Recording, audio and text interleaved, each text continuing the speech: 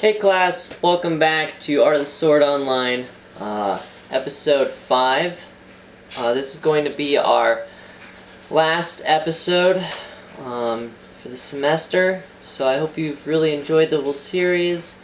For our last video, we're going to talk about some remainder armor combat things like takedowns. But before we get into that, if you haven't done your exercises and stretches, go ahead and pause this video and do those. Let's get down to business. Otherwise, let's go ahead and jump into it.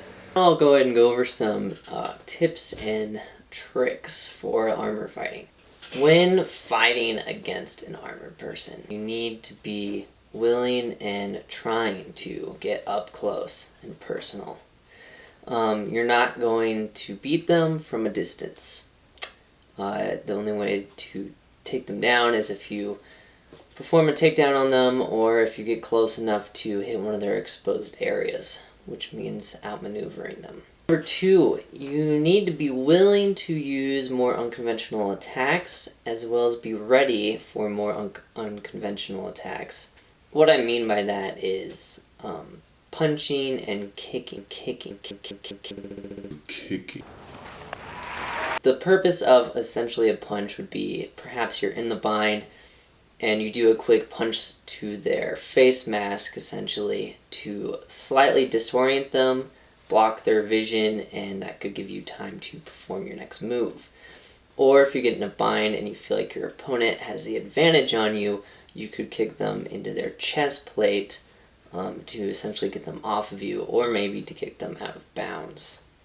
A third tip and trick that I wanted to discuss is that the worst thing that could essentially happen to an armored opponent is to be knocked down to the ground.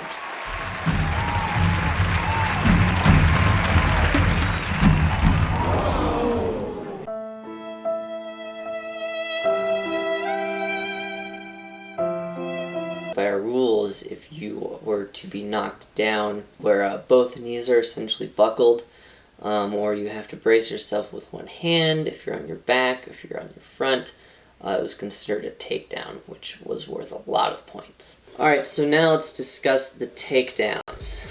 Yeah, boy. For the junior high, this might be pretty hard to understand the takedowns, as being there in person was really helpful in having a partner to practice what you're actually doing. I'm going to try to show it best visually of what you're doing. Hopefully it helps. If you have any questions, you can always ask, and I'll try to answer them as best as I can. So in the high school class, I taught 3 different takedowns. One is what I would call the pommel to the neck, then there's the pommel to the arm, and then there's the blade to the neck. A good way to start is have someone you can do this with. If you don't, it's fine, you don't necessarily need to. The idea is that you're in a bind already. So you have to be in the bind when you're doing this, which means you're in the kill zone, so you essentially should be able to touch your opponent. Now when you're in the bind, you need to be in half sorting positions. Your left foot should be forward, so the idea is that you passed forward from maybe a defensive guard to bind with your opponent.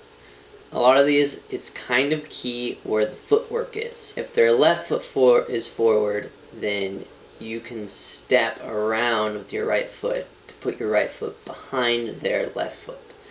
This is going to gain an advantage leverage-wise when you make your move to throw your opponent off balance, that their foot is going to get stuck on yours so that they're going to fall to the ground.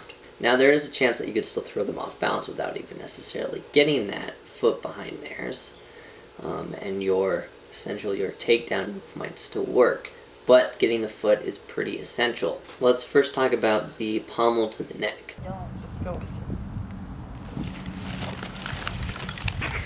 So you're in a half sorting bind. Your left foot is forward, so what you'll do is you'll pass forward with your right foot, placing your right foot behind their left foot. If their left foot is forward. If it's not, you still have to pass forward to do this, but you just won't have your foot behind theirs. Then, as you're passing forward, you will bring the handle of your sword up. So you're kind of pushing the bind up above your heads while bringing your handle up.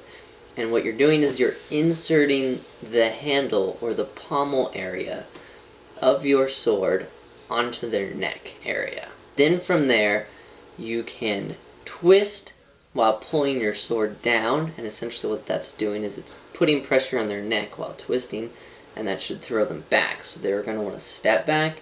If you have your foot behind their left foot, then they're most likely to fall at this point. Here, as you pull your sword down and twist to take them down, it could also be beneficial to pass forward again, but now with your left foot. So essentially, instead of having to twist your back as you do it, now you're moving with the move, and they're forced to twist and step. Now, the pommel to the arm is almost the same concept, except in this case, it's about doing it to their arm. What you do is you are passing forward again with your right foot, and as you're doing this, you insert your pommel onto their, I believe it is their offhand. Then what you do is you pass forward left foot, and you are essentially pushing while pulling down on them. And this should also make them have to step. Now, with this one, it's key to note that they could release their offhand from their sword. But if they do so, their sword is at a weak point. So if they do that, then you want to push your sword immediately into their neck area. The last one is the blade to the neck takedown. This one relates similarly to as if you were putting your opponent in like an arm lock around their neck, but instead of using necessarily your arm, you're using the blade of your sword. So in this case, you should be left foot forward again, and they could be right foot forward or left foot forward. But what you're going to do is instead of passing forward with your right foot, you're actually going to take a further step with your left foot going to your right. So you're changing the direction your body is facing out towards your right side. As you're doing this, you're pushing your sword down on theirs to get so that you can slide your sword's point across their face neck area. As soon as you get the sword past their head, you let go essentially with your offhand to reach around their head and grab your blade on the other side. So now their head should be between your blade and your arm. So you can twist them down, and that's the blade to the neck block. So that's for the rest of the takedowns. I hope you guys learned something from these, and that the demonstrations were easy enough to follow that you could try them yourself.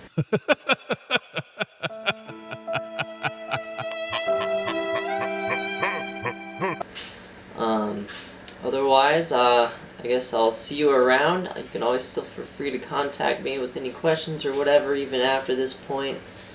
I suggest for the next year or so, if you guys still want to pursue sword fighting, especially at school, maybe think about starting like a group. Maybe you can talk to some of the head people at High Country, and maybe they'll let you get a classroom for it or a certain space, and that'll work out for you. I know that a lot of you guys from my very first year do have some of your own swords, so there should be people who have different stuff that you guys can all utilize, and hopefully still continue on for this period that I'm on a break. Otherwise, I hope that I'll be able to come back to you guys and finish some more teaching. You guys have a great summer. Bye.